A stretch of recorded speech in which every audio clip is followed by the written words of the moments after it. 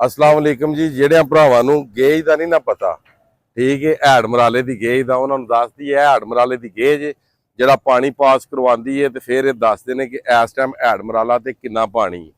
ਇਹ ਜਿਹੜੀ ਗੇਜ ਹੈ ਜਦੋਂ ਪਾਣੀ ਘੱਟ ਹੁੰਦਾ ਜਾਂਦਾ ਤੇ ਗੇਜ ਥੱਲੇ ਹੁੰਦੀ ਜਾਂਦੀ ਹੈ।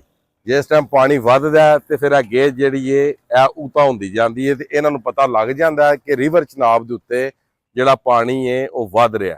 ਇਸੇ ਤਰੀਕੇ ਨਾਲ ਹੀ ਫਿਰ ਅੱਗੂ ਜਿਹੜੀ ਹੈ ਕਿ ਹੈਡ ਮਰਾਲਾ ਜਿਹੜਾ ਵੇ ਉਹ ਅਪਡੇਟ ਖਾਨਕੀ ਨੂੰ, ਕਾਦਰਾਬਾਦ ਨੂੰ, ਉਸ ਤੋਂ ਬਾਅਦ ਹੈਡ ਤ੍ਰਿਮੂ ਨੂੰ, ਅੱਗੇ ਜਿੰਨੇ ਵੀ ਬਰਾਜ ਨੇ ਰਿਵਰ ਚਨਾਬ ਦੇ ਉੱਤੇ ਇਹ ਫਿਰ ਅਪਡੇਟ ਕਰਦੇ ਨੇ ਕਿ ਇਸ ਟਾਈਮ ਇੰਨਾ ਪਾਣੀ ਜਿਹੜਾ ਵੇ ਕਿ ਉਹ ਹੈਡ ਮਰਾਲਾ ਜਿਹੜਾ ਵੇ ਉਹ ਪਾਸ ਕਰਵਾ ਰਿਹਾ।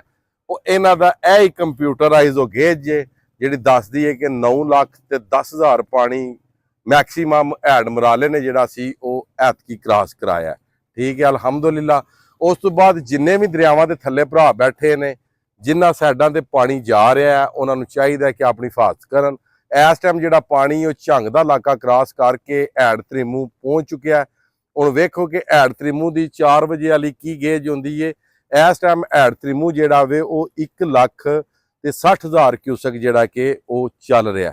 ਠੀਕ ਹੈ ਜੀ। ਅੱਗੋਂ ਹੈਡ ਤ੍ਰਿਮੂ ਤੋਂ ਪਾਣੀ ਨਿਕਲ ਕੇ ਤੇ ਪਾਣੀ ਜਾਏਗਾ ਹੈਡ ਪਾਈਨਦ। ਹੈਡ ਤ੍ਰਿਮੂ ਦੇ ਉੱਤੇ ਰਾਵੀ ਤੇ ਚਨਾਬ ਇਕੱਠੇ ਹੋ ਜਾਂਦੇ ਨੇ। ਉਸ ਤੋਂ ਬਾਅਦ ਹੈਡ ਪਾਈਨਦ ਤੇ ਰਾਵੀ ਤੇ ਦਰਿਆਏ ਚਨਾਬ, ਉਸ ਤੋਂ ਬਾਅਦ ਜਨਾਬ ਮੇਰੀ ਦਰਿਆਏ ਸਤਲਜ ਤੇ ਸਤਲਜ ਤੋਂ ਬਾਅਦ ਜਿਹੜਾ ਵੇ ਇਹ 4 ਦਰਿਆ ਜਿਹੜੇ ਨੇ ਇਕੱਠੇ ਹੁੰਦੇ ਨੇ, ਸਤਲਜ, ਰਾਵੀ, ਚਨਾਬ ਤੇ ਜੇਲਮ। ਠੀਕ ਹੈ, ਉਹਨਾਂ 4 ਦਰਿਆਵਾਂ ਨੇ ਫਿਰ ਨਿਕਲਣਾ ਹੁੰਦਾ ਹੈ ਹੈਡ ਪਾਈਨਦ ਦੇ ਥੱਲਿਓਂ। ਠੀਕ ਹੈ, ਉਹ ਫਿਰ ਗੇਜ ਜਿਹੜੀ ਹੈ ਕਿ ਹੈਡ ਪਾਈਨਦ ਨੇ ਜਿਹੜਾ ਹੀ ਹੈ ਉਹ ਦੱਸਣਾ ਹੁੰਦਾ ਹੈ ਕਿ ਹੈਡ ਪਾਈਨਦ ਇਸ ਟਾਈਮ ਪਾਣੀ ਨੂੰ ਕਿੰਨਾ ਕ੍ਰਾਸ ਕਰਾ ਰਿਹਾ। ਤੇ ਇਸ ਟਾਈਮ ਜਿਹੜਾ ਰਿਵਰ ਚਨਾਬ ਹੈ ਉਹਦੀ ਤੁਹਾਨੂੰ ਸਾਰੀ ਜਿਹੜੀ ਸੂਰਤ ਹਾਲ ਹੈ ਉਹ ਵਹਾ ਦਿੱਤੀ ਹੈ। ਤੇ ਮਜ਼ੀਦ ਜਿੱਥੇ ਜਿੱਥੇ ਵੀ ਭਰਾ ਰਹਿੰਦੇ ਹੋ ਆਪਣੀ ਹਿਫਾਜ਼ਤ ਕਰੋ। ਅੱਲਾ ਹਾਫਿਜ਼, ਫੀ ਮਾਰ ਅੱਲਾ।